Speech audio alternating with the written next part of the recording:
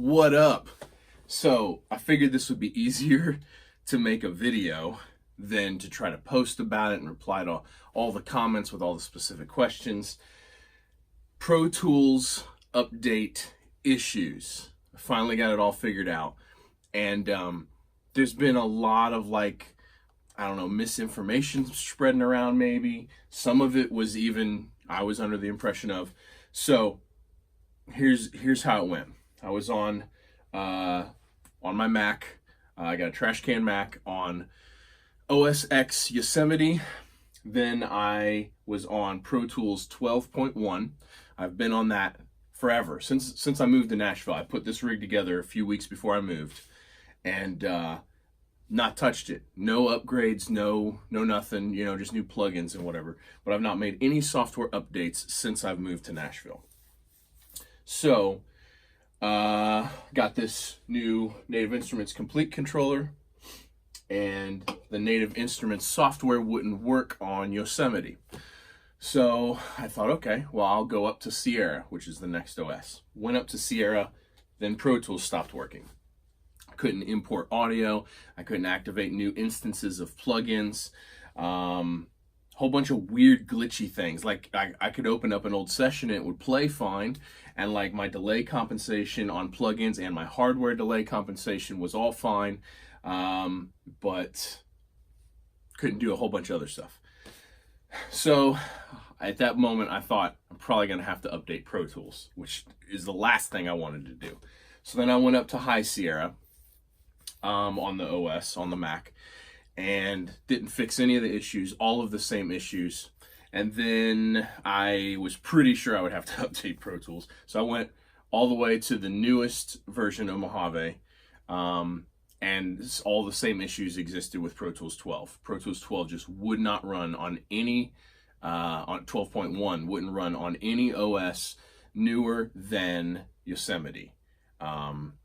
And I wasn't even on the newest version of Yosemite. I don't remember the specific version I was on, but that was the issues that I was having. I couldn't activate new plugins. I couldn't import audio. Those were the two big things. But again, all my delay compensation was fine. So finally took the plunge, decided all of this for a stupid keyboard controller. Finally took the plunge, decided let's go all the way. I moved over to the subscription model of Pro Tools, so I'm month to month on Pro Tools, and went right up to, so I'm on Pro Tools 19.5 now. Went all the way up to Mojave version. Let me double check because people were asking me this too. That's kind of why I figured I'd make a video. So I'm on version 10.14.5, and the Pro Tools version is Pro Tools 19.5. So I updated. Everything seemed like it was working fine. The sessions opened, I could import audio, they would play, I could edit, I could activate plugins. Seemed all fine. The next day, I went to do a mix revision, and all of a sudden, all of my delay compensation for my hardware was no longer functioning, which was extremely frustrating. Now, over the years, a whole bunch of people have sent me messages asking how I handle my delay compensation for my hardware. Specifically because I run a parallel drum bus. I run my TubeTech compressor in parallel on the drum bus when I'm mixing. And I've just never had any issues. The automatic delay compensation in Pro Tools has always taken care of it. There's never been any phasey sounds. Like, I've never had any issues. Every once in a while, like once every 2 or 3 months, the delay compensation wouldn't keep up. I'd restart the computer, it would be fine. So, and I had this conversation with a bunch of people over the years who couldn't understand that was happening, and they couldn't get their system to work like that. It never made sense to me, but I didn't know enough about it to really go into it. So fast forward to a few days ago, update to Mojave and Pro Tools 2019.5, all of a sudden all my hardware delay compensation is not working. Now when I turn the delay compensation in Pro Tools on and off, it makes a difference. It goes from a really big, like on the drums, let's say, it goes from a really big flam to a really tight flam, but it was still so far behind that it was a flam, not even phasey, like just wasn't even in the ballpark. So delay compensation is doing something for my hardware for the round trip, the D to A to D, D to A to D trip. And so that was really baffling to me. Never in my life, my rig before this was a Pro Tools HD3 rig. Never in my life have I had to calculate delay compensation. Didn't make any sense. So I reached out to a few friends at Universal Audio, because I'm running a Universal Audio Apollo 16 Mark II, the blackface one. Reached out to some friends at Universal Audio and at Avid, and they all told me the same thing. There has never been hardware delay compensation unless you're using an HD Avid rig. So running an Apollo and using hardware to mix with, everyone's telling me that there has never been delay compensation automatically calculated for this. Because I've been doing that for years. It's literally been my daily workflow for years. So anyway, basically, I just had to come to terms with the fact that my delay compensation is not going to work. I'm going to have to figure it out. So for all of you now asking, so that took an entire day to figure out exactly, because I watched a bunch of YouTube videos and, you know, I read a bunch of articles, and every way that most people were suggesting didn't work. The drums would still sound phasey when running a parallel bus. And that's not okay. That doesn't work for me, because this is my workflow. I've been mixing this way for years. I mean, going on a decade, I've been mixing with a parallel hardware drum bus. So I had to figure out how to make this work again. Here's how I did it. I'm going to show you guys exactly how I did it and how you can do it. Because I have had a bunch of people say that they would like to mix with parallel drum buses, but they can't figure it out because of delay compensation. So I'm going to show you how I did that. And then, yeah, let's just do that. So let me move the camera here. Okay. Actually, let's put it on. Let's put the camera over here.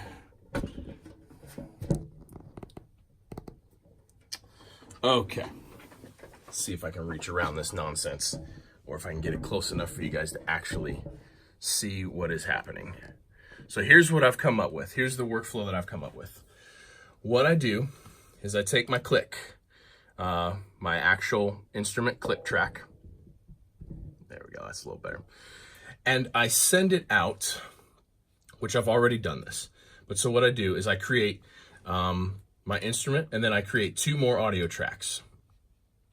And I send out of a bus at Unity on the instrument track. And then I also, so then I select my first audio track with the input of that bus. I'm using bus 5 for this. And then on the second audio track, let's get rid of this. On the second audio track, I will set as a hardware input, and then I'll set up a second send output. We're gonna go output 11, and then I've bypassed the compressor in the EQ that is on my hardware chain for 11. And so then what I did is I hit record on both of these, and then play, and then just record.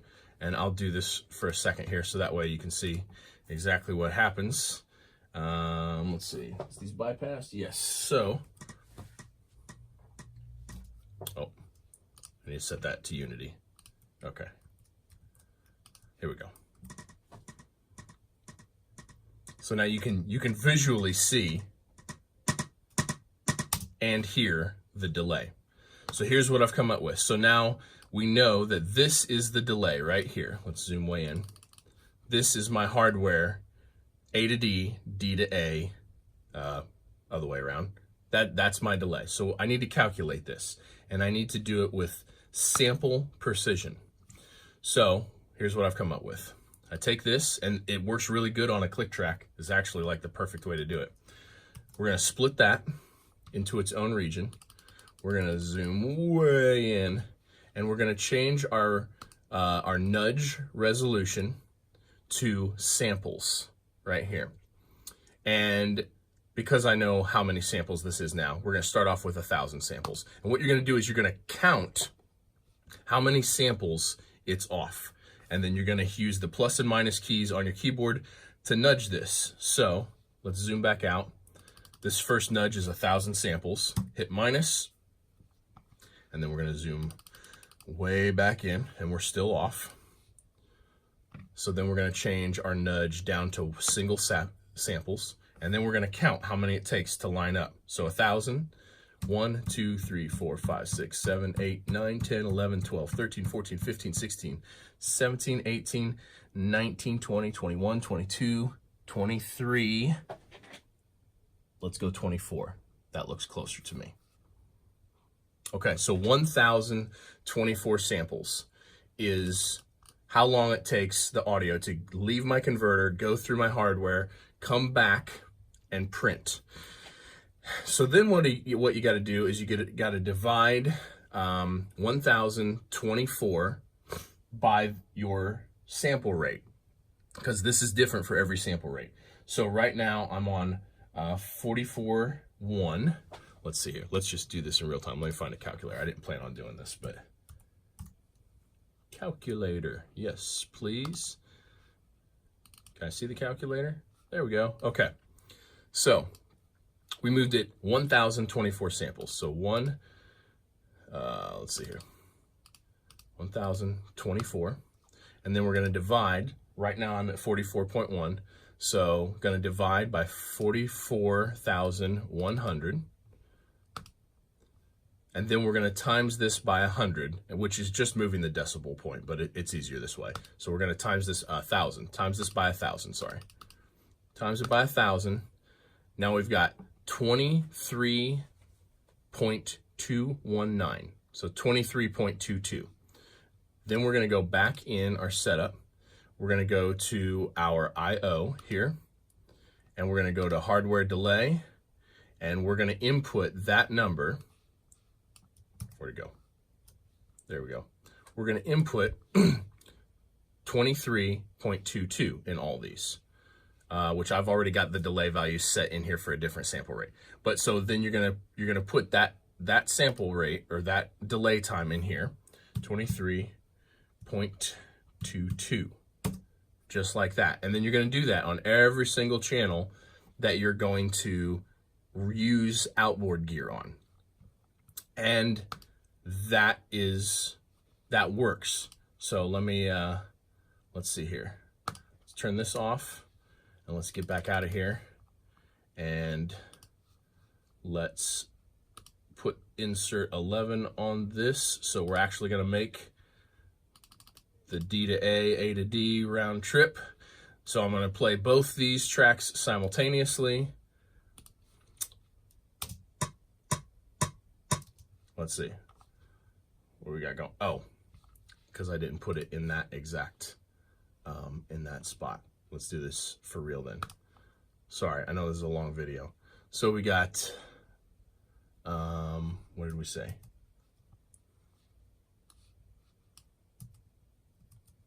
Okay, 23.22.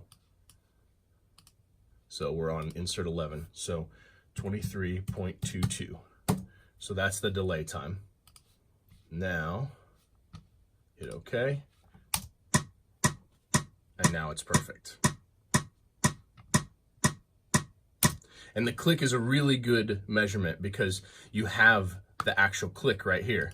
So we can mute this. And obviously there's a volume difference because we're playing two tracks of the same thing against one. But here's the click. And then if we mute that and unmute both of these, one of them with the active insert, and I'm going to turn the monitor volume down just a little bit to equal it out. There's no phase issues whatsoever. And so this is how I've figured out how to do this. You can run parallel hardware processing this way by using that set of calculations, and it works.